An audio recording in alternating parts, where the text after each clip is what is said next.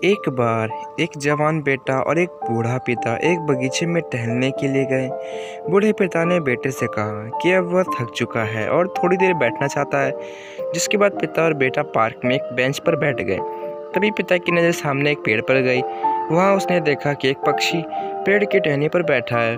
थोड़ी देर तक उस पक्षी को देखते रहने के बाद पिता ने अपने बेटे से पूछा, बेटा वह क्या है?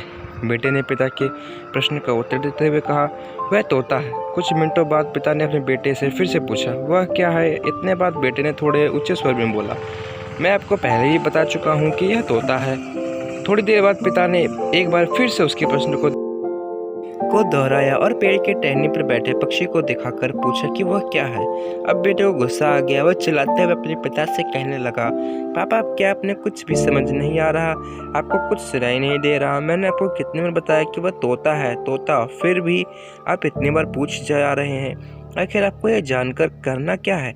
बेटे की बात सुन बूढ़े पिता ने बेटे की निम्रतापूर्वक और धीमी आवाज़ से कहा, बेटा मालूम है जब तुम करीब 4-5 साल के थे तो तुमसे यह सवाल मुझसे 25 बार पूछा था, और यह सवाल पूछते वक्त तुम मुझे इतने प्यारे लगे रहे थे कि मैं तुम्हारे हर सवाल पर तुम्हारे गाल पर एक किस देता और तुम्हें जवाब देते हुए कहता कि वह तोता है, लेकिन तुम तो केवल मेरे 3 बार पूछने पर ही गुस्सा हो गए।